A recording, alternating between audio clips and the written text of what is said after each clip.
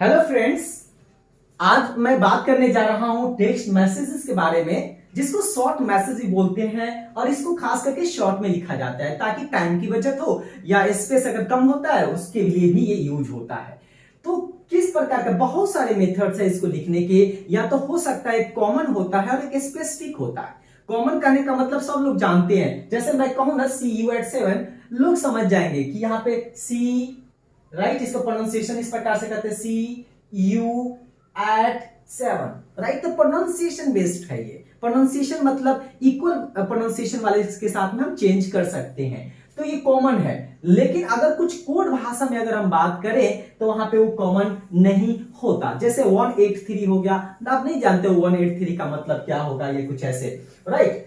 और भी हम देखते हैं कि यहाँ पे क्या है, हम देखते हैं कि इसमें लेटर भी है इंग्लिश का, सिंबल भी है, प्लस नंबर भी है। ये हो सकता है आप किसी प्रकार के सिंबल का यूज कर सकते हैं, किसी प्रकार का लेटर, चाहे इंग्लिश हो हिंदी है, आप यूज कर सकते हैं। लेकिन ये हमें ध्यान रखना है कि सामने वाले को पता होना चाहिए, अदरवाइज ये जो कम्युनिकेशन हम करेंगे शॉर्ट मैसेज के माध्यम से वो हमारा सही नहीं होगा, या हो सकता है मिस इंटरप्रिटेशन हो जाए वहां पे। हाउ आर यू, तो आर का ये हो गया, तो ये इक्विवेलेंट प्रोनाउंसिएशन है, दोनों का इक्वल प्रोनाउंसिएशन है, तो इसलिए है यू यू, राइट। अब बिफोर में क्या है, दोनों का मिक्स कर दिया, लेटर और नंबर, तो बी एंड फोर, राइट। तो हम देखते हैं स्पेलिंग से मतलब नहीं है, प्रोनाउंसिएशन से मतलब है, तो हम समझ जाते हैं बिफोर लिखा हुआ है, थोड़ा सा हमें एफर्ट करना होता है। एल से लॉ और एट और रॉ, लेटर, राइट, यानी बाद में, लेटर, राइट, ये बाद में हो जाएगा आपका। फॉर यू ये हो गया आपका। टुडे को हम ऐसे लिख देते हैं, today, tomorrow, great, right.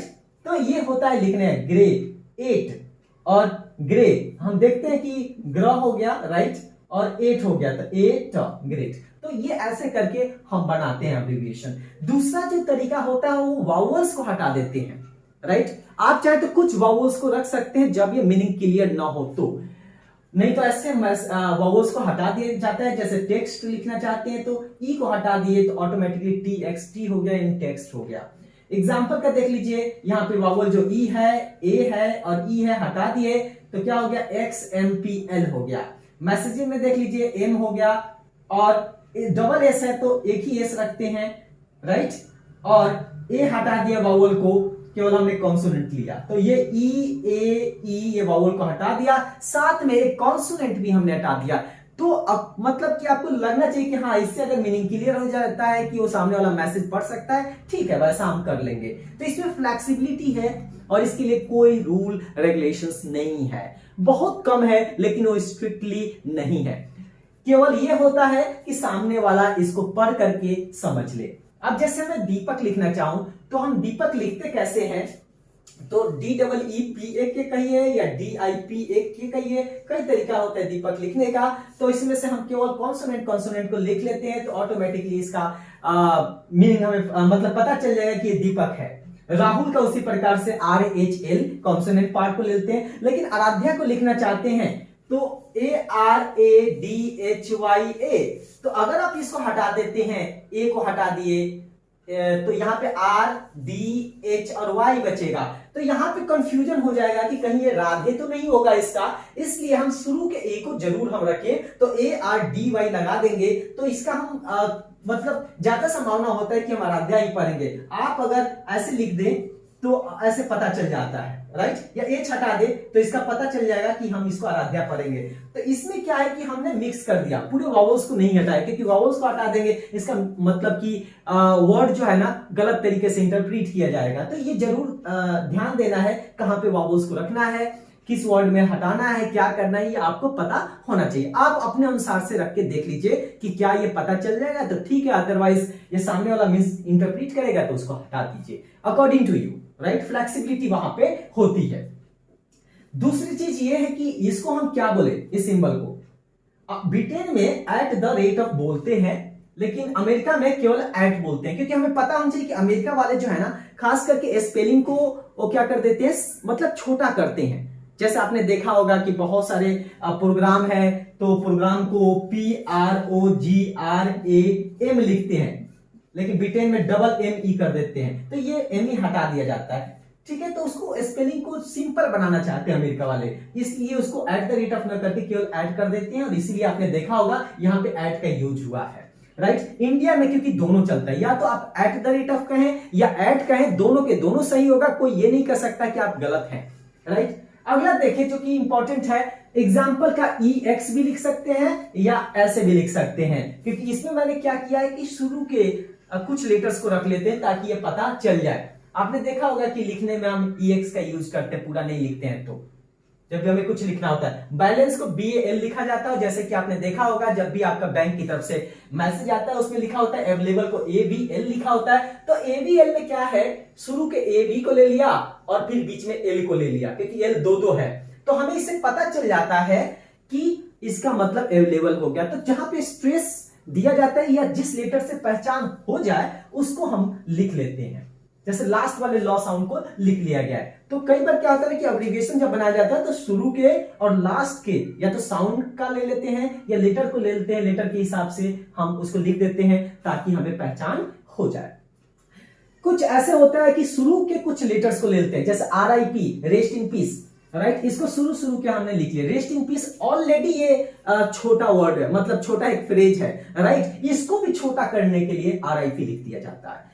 Private message, right, PM लिख दिया गया, प्राइवेट मैसेज ऑलरेडी वो छोटा है, क्योंकि प्राइवेट मैसेज करने का मतलब give me a private message, right. तो यहां पे हमें ये देखना है कि कैसे ये छोटा, और इसका हम वर्ब भी बना लेते हैं, पार्ट्स ऑफ स्पीच भी चेंज कर लेते हैं, तो ये हमें ध्यान रखना है। अगर पार्ट्स ऑफ स्पीच चेंज करते हैं, वर्ब बनाते, तब ये प्राइवेट मैसेज ही हो गया, लेकिन वहां पे अगर पूरा कहें तो give me a private message, तो लोग क्या करते हैं, PM मी, मुझे प्राइवेट मैसेज दो, मेरे वाले चैट पे करो, मेरे व्हाट्सएप पे करो, ग्रुप में मत करो, राइट। तो ये चीज होता है। दूसरा होता है सिंबल के माध्यम से, जैसे 143 आई लव यू, राइट, लोग यूज करते हैं। तो सिंबल कुछ ऐसा होता है स्पेसिफिक जो कि आप जानते हैं, जैसा कि एयरफोर्स नेवी में सिखाया जाता है, मैंने भी वहां पे पढ़ा हुआ है, तो ये सब चीजें जो कूटपात बोलते हैं इसका यूज किया जाता था, राइट, कोड का। 1-to-1 मतलब कहने का मतलब प्राइवेट चैट इन्विटेशन है कि चलो 1-to-1 करते हैं बात, राइट, ग्रुप में नहीं करते हैं। अब जो इंपॉर्टेंट है, जो मैं बताना चाहता हूं, ये बताना चाहता हूं, आपने देखा होगा कि थैंक्स लिखते हैं THX लिख देते हैं।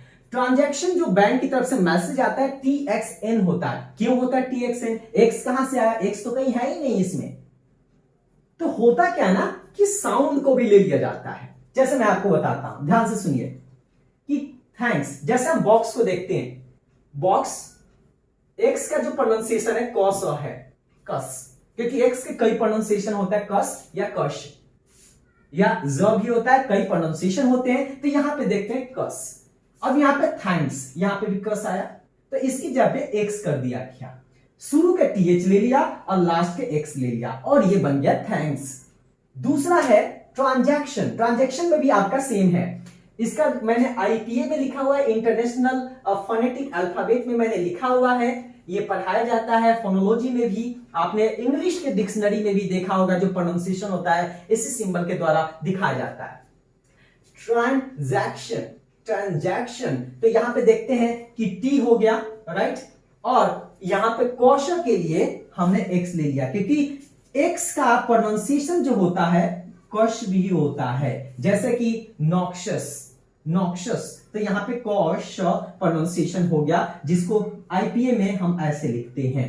तो हमने क्या देखा, T शुरू का ले लिया और लास्ट के जो लास्ट है ना उसको ले लिया, क्योंकि मैंने बताया भी है कि या तो केवल शुरू का ले या तो शुरू का और लास्ट का ले ले। तो इसमें लास्ट को, लेटर को नहीं लिया है, इसने साउंड को ले लिया है। तो साउंड इसका क्या दे रहा है, कौश का, कौश का नहीं लिखा है क्योंकि सिंबल में तो दिखा नहीं सकते हैं, इसलिए इसको X का साउंड होता है कश, इसलिए यहां पे X कर दिया गया और नौ का N लिख दिया गया, राइट। तो ये होता है ट्रांजैक्शन का। तो आपको ये ध्यान रखना है, आपको कभी भी अगर इस प्रकार का है तो आप देख सकते हैं, आप अपने से शॉर्ट फॉर्म तैयार कर सकते हैं, लेकिन एक चीज ध्यान रखें, आप फॉर्मल राइटिंग में इसका कभी भी यूज नहीं कर सकते, क्योंकि ये टोटली इनफॉर्मल है और मैं कहूंगा ये स्लैंग टाइप है। स्लैंग कहने का मतलब होता है बहुत ज्यादा इनफॉर्मल, SLANG, जैसे कि आपने देखा होगा PM, RIP, 143, 1-to-1, ये सारे के सारे स्लैंग है। स्लैंग कहने का मतलब एक तो इनफॉर्मल होता है लेकिन बहुत ज्यादा इनफॉर्मल है, राइट, और बहुत ज्यादा स्लैंग ऐसे हैं जिसको आपको पता ही नहीं होगा, राइट। तो हमें केवल कॉमन स्लैंग्स की तरफ ध्यान देना है। अगर हमें कूटपाद मतलब कोड में बात करनी है तो अपना हम तैयार कर सकते हैं। तो आई होप कि आपको ये समझ में आ गया होगा। और thank you so much for your attention.